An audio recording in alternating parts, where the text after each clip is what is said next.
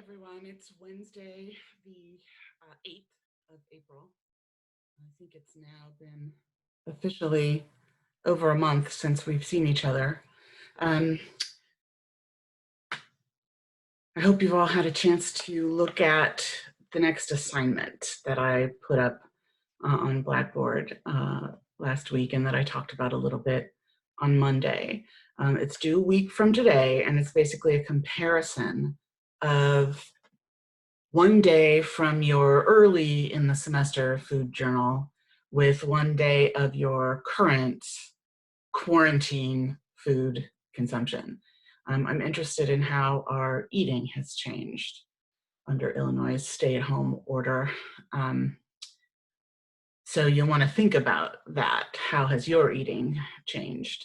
Are we cooking more? Are we eating restaurant food less? Are we eating more or less in general? Are we eating different things? Are we eating for comfort or in response to stress? Are we eating alone? Are we eating with others who we aren't used to eating with? Are you experiencing shortages or an inability to access food? In other words, how has this crisis manifested itself in your food and eating? I know that for us, eating every meal at home every day has been a real change for our family. And as the feeder in the family, it's actually been pretty exhausting for me to keep producing those meals 3 times a day, every day, without being able to go to the grocery store regularly. I used to go to the grocery store. I was sort of French that way. I would like go to the grocery store every day or every other day, and we can't do that safely anymore. I've only had one real dud meal so far, which was a squash and bean casserole that my husband gamely ate anyway. But sometimes it's all I can do to throw a few grilled cheese sandwiches on the table and then get to work on the huge pile of dirty dishes that we now produce every day. So I'm going to assume that your food and eating in your family or your household has changed too, and that's sort of what I'm interested in having you get at as a part of this assignment. Okay, back to today's course material. Today we're going to finish looking at gender and its relationship to food. We're going to focus on men and masculinity this time. We're also going to touch on sexuality and LGBTQ plus households and the way feeding work gets distributed in those households. So it turns out foods themselves can be gendered, and meat, in particular red meat, is usually seen as masculine. So red meat has a masculine gender and it's associated with masculinity. I think the image of men as hunters with hearty appetites, who need protein to be strong and who are eating their kill that they have cooked over an open flame. This image haunts our cultural conceptions of gender, and I think it manifests itself every summer at backyard barbecues. If men express interest in other kinds of foods, foods that are typically seen as feminine, so foods like salad or the cliche quiche, delicate sweets, white wine.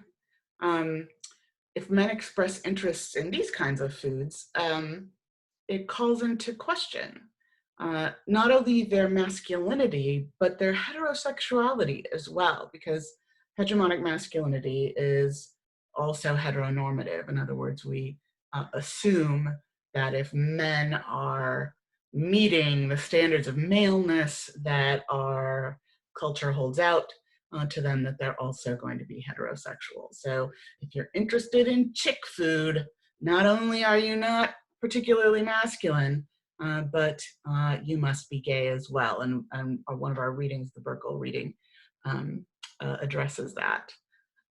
I also want to talk about something that I didn't ask you to read because I couldn't find it for some reason, which is some research about by Christopher Carrington about LGBTQ plus families. He calls them lesbigay families.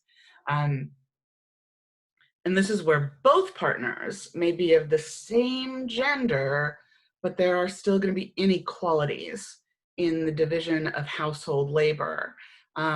So his research is interesting in that sense because we still orient to household tasks like feeding work as gendered, even when we're in same-sex relationships.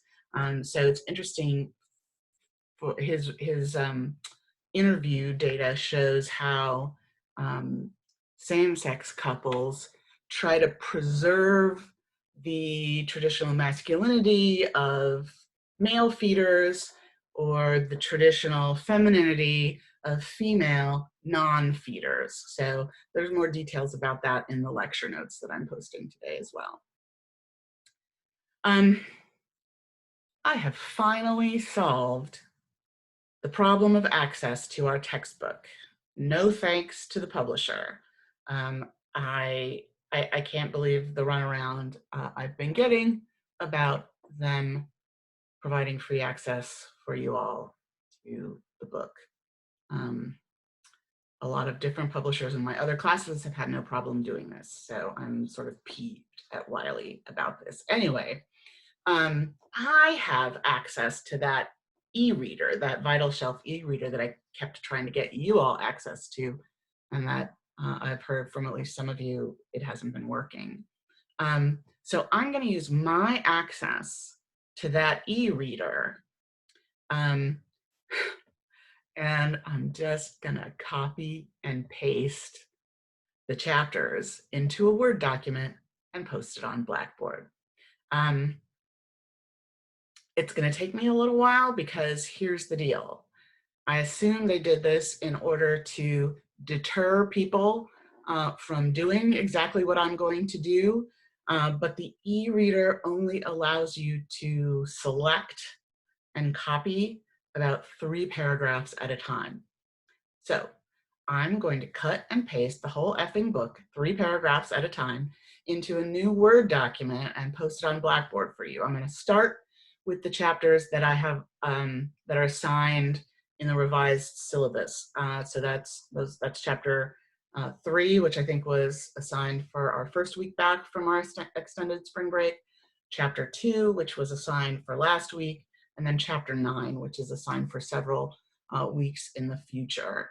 But I will also do the other chapters, the chapters that were assigned from before spring break, in case you want to use them for your final paper.